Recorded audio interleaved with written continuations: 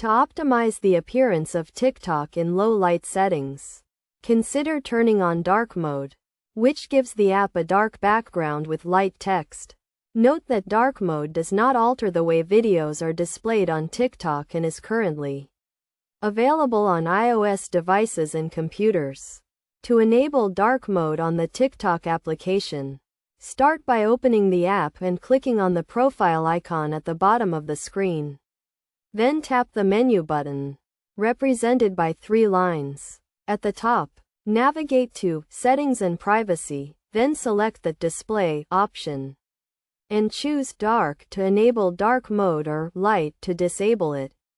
Alternatively, to match your device's settings, tap the Profile button, click on the menu, select Settings and Privacy, then Display, and turn Use Device Settings on or off. If your device is set to dark mode, enabling this option will automatically turn on dark mode on TikTok. For computers, simply select your profile picture at the top of the TikTok page and click on Dark Mode to enable it. By following these steps, you can easily turn on dark mode on TikTok.